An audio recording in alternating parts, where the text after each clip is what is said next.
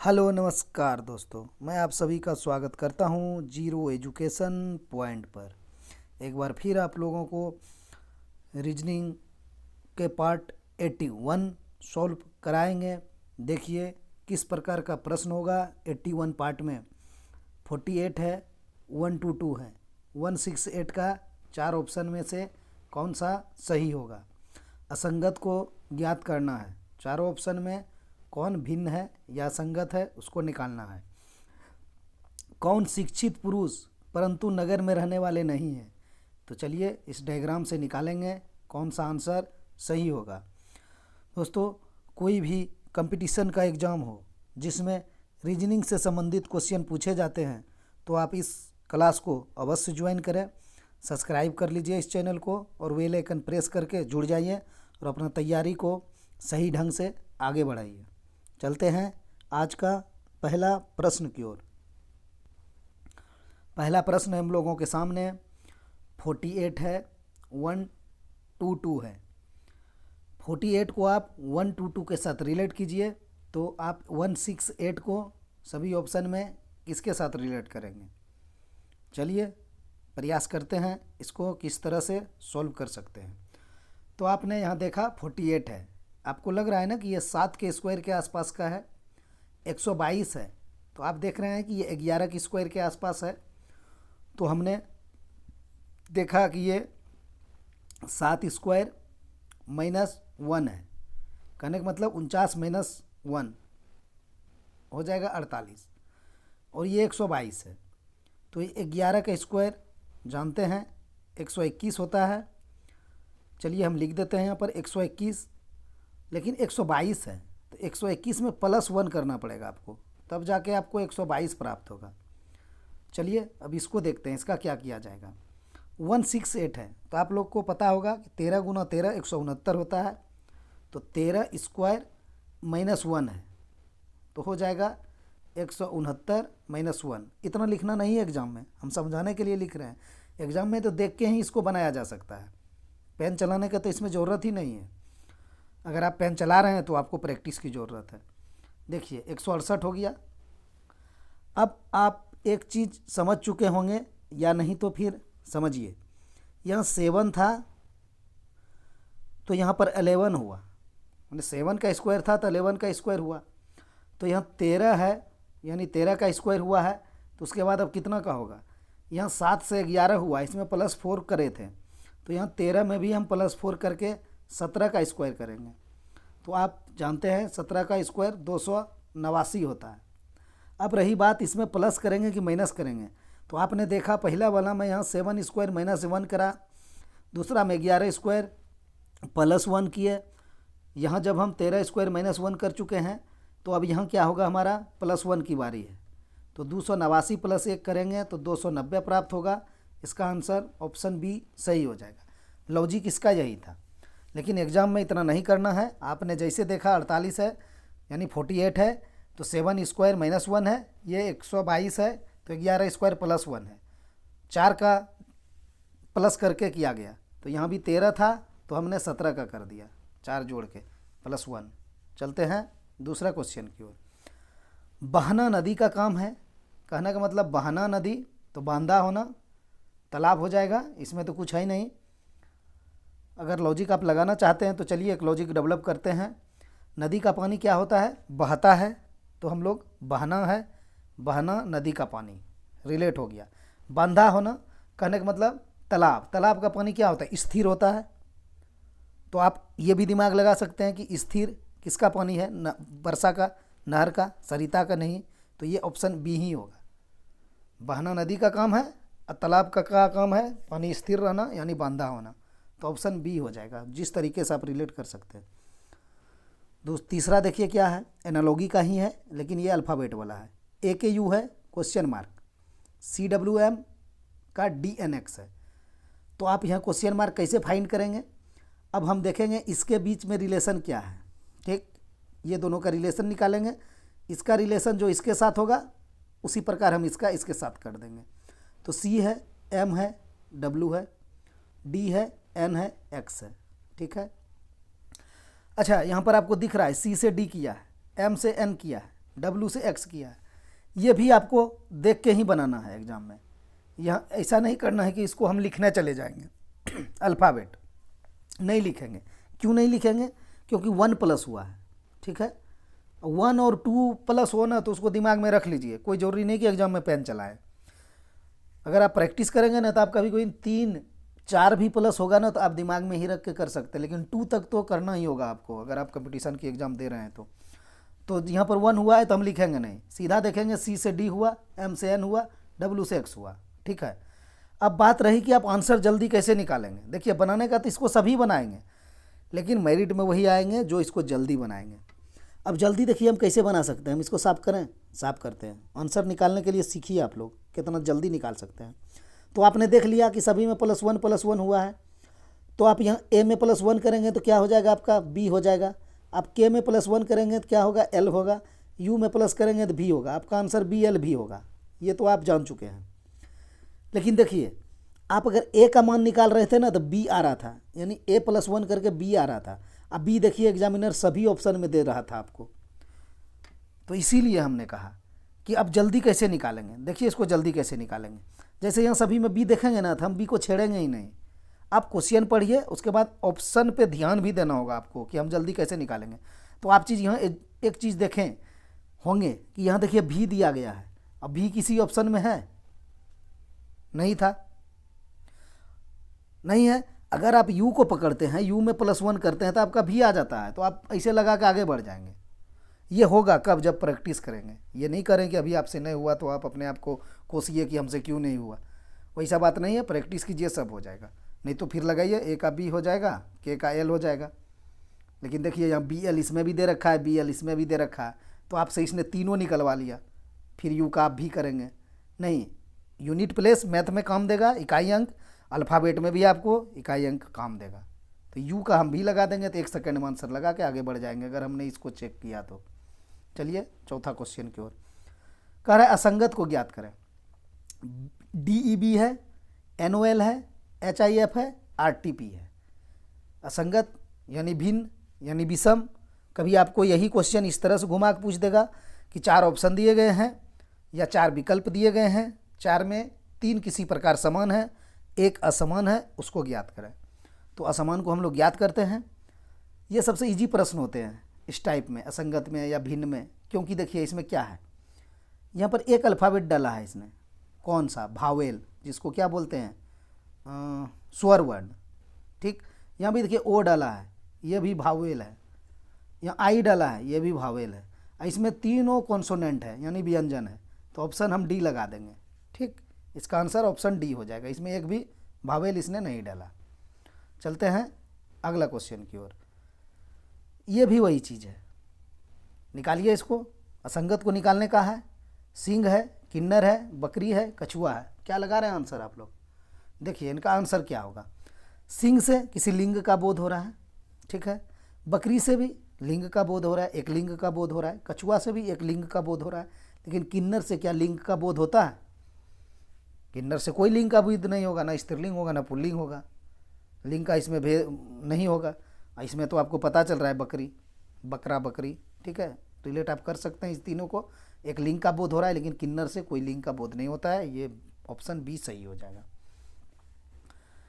छठा number question देखिए क्या दिए गए 4 विकल्प समुच्चय में वो संख्या समूह छांटिए जो प्रश्न में दिए गए समूह से सर्वाधिक मेल खाता हो।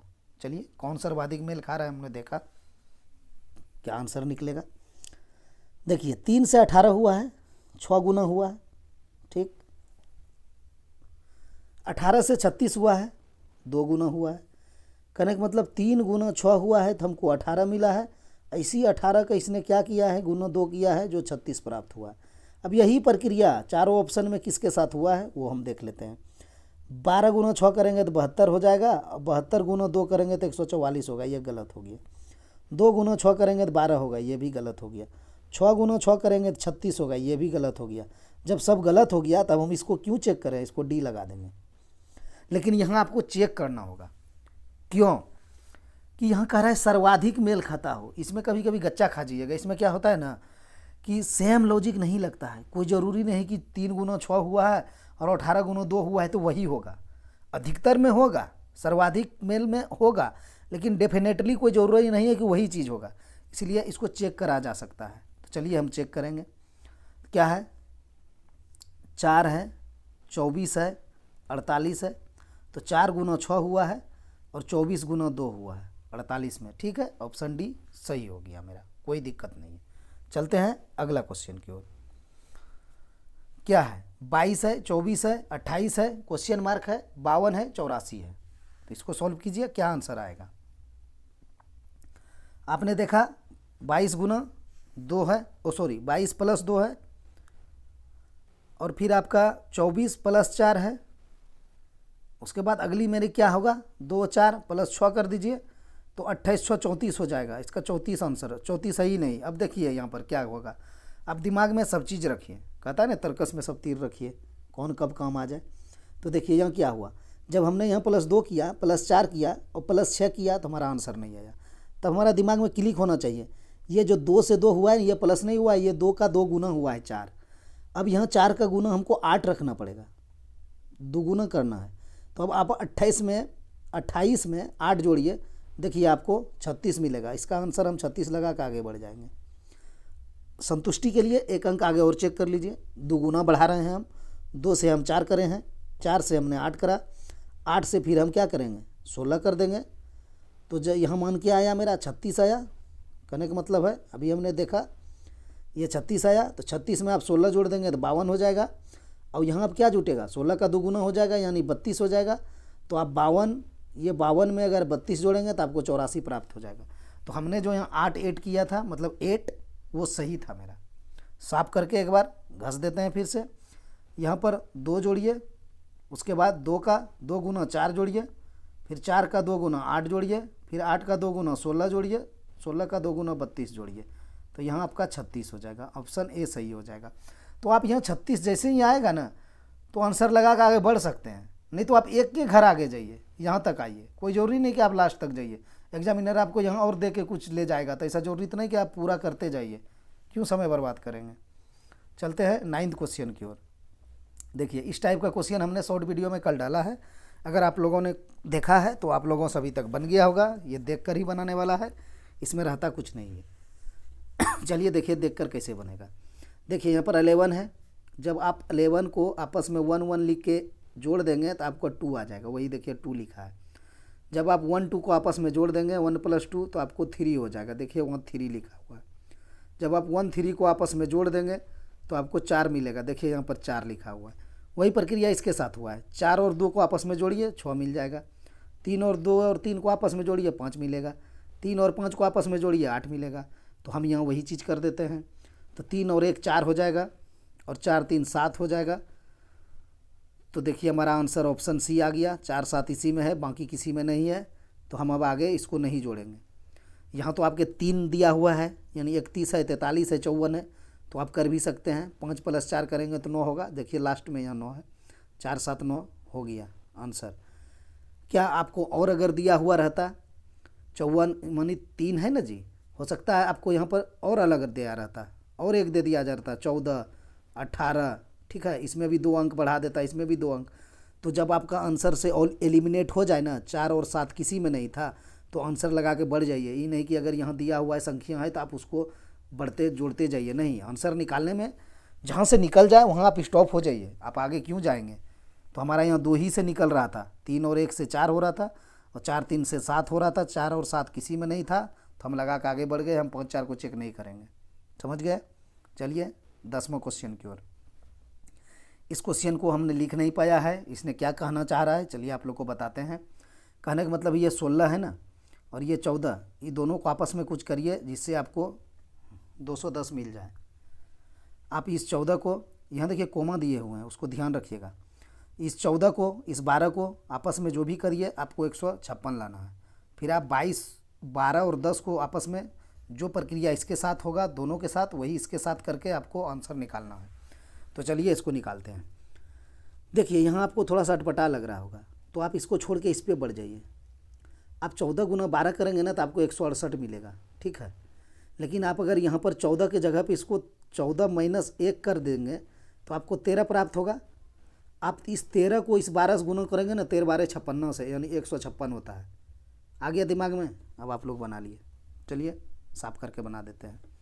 तो हमको वही करना है। इस 16 को ना हम 16 - 1 करेंगे तो हमको 15 प्राप्त होगा। इसी 15 को इस 14 के साथ आप गुना कर दीजिए, आपको 210 मिल जाएगा। 15 14 210 होता है। नहीं तो आप कर लीजिए, 15 चौक 60 हो जाएगा और 15 हो जाएगा। देखिए 0 6 5 11 1 1 2 210 हो गया। वही यहाँ भी 14 है ना, इस 14 को आप माइनस कर दीजिए 1, तो आपको हो जाएगा 13 मिलेगा। 13 को आप इस 12 से गुना कर दीजिए तो आपको 156 मिल जाएगा। अब रही बात यहाँ लास्ट में क्या करना है, ये जो 12 है ना, इसमें -1 कर दीजिए। 12 - 1 करेंगे तो आपको 11 मिलेगा। इस 11 को आपको इसके साथ गुना कर देना है 10 के साथ, तो आपको 110 प्राप्त हो जाएगा। ऑप्शन सी सही हो जाएगा। ठीक, चलते हैं 11वां प्रश्न की ओर। कह रहा है, एक फोटो की ओर इशारा करते हुए सुधा ने कहा, वह मेरी माता के पिता का इकलौता पोता है। फोटो वाले आदमी का सुधा से क्या संबंध है? इसका वाक्य ये जो होता है ना, उसको तोड़ के बनाया जाता है। सबसे पहले तो आप एक फ़ोटो की ओर इशारा करते हुए सुधा ने कहा, ये हो गया सुधा। ठीक है, लिख दिए। ये हो गया एक फ़ोटो। ठीक, क्या कहा?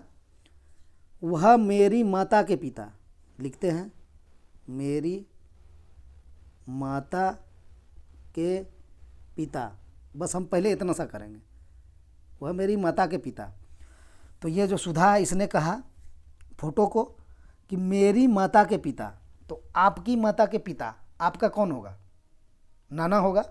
तो वही जो सुधा ने कह रहा है मेरी माता के पिता, तो यानी सुधा का नाना। हम सीधा सीधा यहाँ लिख देते हैं नाना। ये बेकार हो गया, इतना बड़ा से हमको क्या निकला? नाना निकला। यानी सुधा कह रहा है मेरी नाना। ठीक, साफ करके लिख देते हैं। सुधा कह रहा है, ये सुधा है, ये पिक्चर है, कह रहा है मेरी नाना। यही हुआ इसका मतलब। कहाँ से कहाँ तक का? वह मेरी माता के पिता का, आपकी मम्मी के पिता जो होगा वो आपका नाना हो जाएगा। तो इसने वही कहा, वह मेरी माता के पिता का एकलौता पोता है। आपका नाना को एक ही पोता है, तो वो आपका कौन होगा? मेरा भाई हो जाएगा। मेरी नाना का पोता हम लिख देते हैं। यही तो कहा है पूरा वाक्य ने, पढ़िए ना। वह मेरी माता के पिता, यानी मेरे माता के पिता मेरे नाना का एकलौता पोता है, उसको एक ही पोता है, तो हो गया मेरी नाना का पोता। तो आपका नाना का पोता आपका कौन लगेगा? मेरा भाई। तो वही कह रहा है कि सुधा का फोटो वाला आदमी का सुधा से क्या संबंध है? ये जो सुधा है और ये जो फोटो है क्या संबंध है? तो सीधा सीधी हो गया मेरा भाई। ऑप्शन बी सही हो गया। ठीक है, नाना के इकलौता पोता, सुधा का मेरा भाई हो गया। ऑप्शन बी सही हो गया। चलते हैं 12वें क्वेश्चन की ओर। देखिए, नीचे एक पासे के 4 प्रारूप को दर्शाया गया है। इस पासे में 6 बिंदु वाले फलक पे विपरीत, कह रहा है 6 के विपरीत कौन सा होगा? तो चलिए इसको बनाते हैं। इसको 2 तरीका होते हैं बनाने के। देखिए यहाँ 6 है ना, तो 6 है ऊपर पर, तो 6 के विपरीत जो होगा ना वो सामने कभी हो नहीं सकता है। ठीक है, जो विपरीत होंगे, आपको ऊपर में 6 दिख रहा है, तो जो इसका विपरीत होगा ना वो आपको सामने से फलक पर नहीं दिखाई देंगे। तो कहने का मतलब ये 3 सामने पर है और ये 2 सामने पे है, ये 6 का विपरीत कभी नहीं होगा। तो हम 3 और 2 को काट देते हैं, ये होगा ही नहीं। फिर इसमें भी आपको 6 दिखाई दे रहा है, तो यहाँ भी देखिए 4 है और 2 है, तो 4 और 2 भी नहीं हो सकता है। 2 तो हमने पहले ही काट दिया, अब 4 को भी काट देंगे। तो अब 6 के विपरीत क्या होगा? 1 होगा, जब सब कट ही गया। तो एक तरीका तो ये है। अब दूसरा तरीका देखिए इसका क्या है। आप जब 1 नंबर पासा और 4 नंबर को देख रहे होंगे ना, तो आपको सेम फलक पर यहाँ 2 दिखाई दे रहे हैं, यहाँ भी सेम फलक पर 2 दिखाई दे रहे हैं। तो अगर सेम फलक पर 2 दिखाई आपको दे रहे हैं, तो यहाँ 6 का विपरीत 1 हो जाएगा, तो यहाँ से भी आपका 1 ही निकलेगा। लेकिन ये जल्दी निकला। ठीक है, तो माइंड में आपका जो आ जाए एग्जाम के समय, आप वही लगा के आगे बढ़ जाइए। आपके पास बोले तर्कस में सब तीर होना चाहिए, जो जब लगे उसी को निकाल दीजिए। नहीं हुआ तो लास्ट में ब्रह्मास्त्र निकाल दीजिए। चलिए वो भी बताएंगे ब्रह्मास्त्र कैसे निकाला जाता है। पहले प्रैक्टिस तो कीजिए, अपने अंदर ब्रह्मास्त्र का शक्ति तो डालिए चलाने के लिए। चलते हैं 13वां क्वेश्चन देखते हैं। अब देखिए ये क्या है। नीचे एक ही पासे के 4 प्रारूप को दर्शाया गया है। इस पासे में आकृति, ये आकृति त्रिभुज का है, हमने बनाया। ऐसा नहीं कि ये रेड है कुछ दूसरा है, नहीं, ये इसको हमने डिनोट किया है। ये जो है ना वो यहाँ ऊपर में वही चीज़ है। साफ करते हैं, एक बार देख लीजिएगा। इस चीज़ को हमने यहाँ त्रिभुज से लिखा कि ठीक सामने वाले फलक पर कौन सी आकृति होगी, तो वही वाली बात है। तो देख लेते हैं इसमें क्या होगा। तो जैसे ही आप त्रिभुज को पकड़ लीजिए, उसी का भी हमको पूछा गया है। तो आप जैसे ही त्रिभुज को पकड़ेंगे ना, तो आपको यहाँ दिखाई देगा प्लस, यहाँ दिखाई देगा भाग। तो देखिए जस्ट बगल में आपको प्लस और भाग दिखाई देगा। जब ये दोनों कॉमन है, ये दोनों कॉमन है, तो जो बचेगा वही तो हो जाएगा, उसका आंसर डी हो जाएगा। इसमें कुछ नहीं है, 0 हो जाएगा। ठीक, चलते हैं 14वां प्रश्न की ओर। अब ये देखिए वेन आरेख का प्रश्न है। इसमें आपको पूछा जाएगा कि कौन सी वेन आरेख गाजर खाद्य सब्जी को सर्वोत्तम ढंग से निरूपित करेगा या सही ढंग से दर्शाएगा। तो चलिए सबसे पहले तो हम एक चीज़ बता दें, ये खाद्य है, वो खाद नहीं है उर्वरक वाला खाद, ठीक है, खाद्य है, सॉरी। चलिए इसको बनाते हैं। तो खाद्य में तो दोनों आ जाएंगे, सब्जी और गाजर। तो प्राथमिकता है कि आप पहले खाद्य बनाइए, खाद्य बना दिए। अब एक बात बताइए, गाजर या सब्जी? सब्जी जो है वो गाजर में आते हैं, ओ सॉरी, सब्जी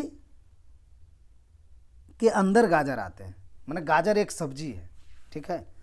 तो हम यहाँ पहले क्या बनाएंगे, खाद्य में तो दोनों आएंगे, इसीलिए हम पहले बाहर में खाद्य बना दिए। उसके बाद हम अब सब्जी बनाएंगे, ये हो गया सब्जी, ठीक है। अब सब्जी में गाजर आते हैं, तो हम गाजर नीचे बना देंगे, कोई दिक्कत? ऐसा कौन सा है? ऑप्शन ए है। तो क्या आप ऑप्शन ए लगा देंगे? नहीं, आप गलत हो जाएंगे। टीसीएस खूब करता है, इस तरह का आंसर देता है। आंसर आपको ए हुआ तो डी में ए डाला है, तो आपको डी करना है, ठीक है। टीसीएस के फेरा में आपको नहीं फंसना है, समझ गए। देखिए खाद्य में दोनों आते हैं, खाद्य के अंतर्गत दोनों आएंगे, सब्जी भी गाजर भी। तो पहले हमने बाहर वाला खाद्य समझा, उसके बाद हमने सब्जी बनाया, ये सब्जी। अब सब्जी के अंदर गाजर आ जाएंगे, गाजर सब्जी है, तो ये वाला आरेख बनेगा। ऑप्शन डी सही हो जाएगा, यानी ए, ऑप्शन डी में ए है। चलिए लास्ट प्रश्न देखते हैं। दोस्तों आप लोग चैनल को लाइक भी कर दिया कीजिए और शेयर कर दीजिए। चलते हैं इस प्रश्न को देखते हैं क्या है। इसमें तो बहुत सारे प्रश्न बन सकते थे, लेकिन समय के अभाव में हमने एक ही प्रश्न निकाला इससे। तो चलिए आप लोग एक ही प्रश्न का जवाब दीजिए, क्या होगा। कौन शिक्षित पुरुष है परंतु नगर में रहने वाले नहीं हैं? तो यहाँ देखिए आप शिक्षित है, ये देखिए पुरुष है, ये देखिए नगर में रहने वाले हैं, ठीक। हटा देते हैं, चलते हैं क्वेश्चन की ओर।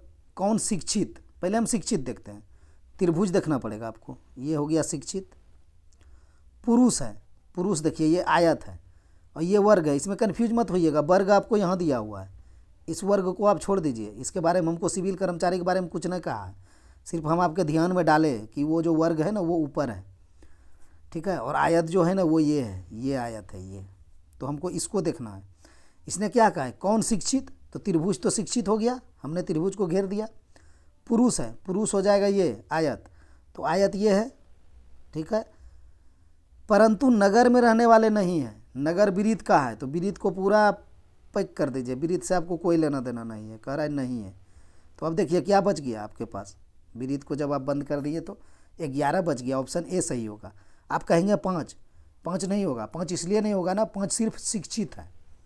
देखिए 5 सिर्फ त्रिभुज में है, आयत में नहीं है। यहाँ कहा है कौन शिक्षित पुरुष है, इसलिए शिक्षित पुरुष 11 हो जाएगा। 11 शिक्षित भी है और 11 आयत में भी पुरुष भी है।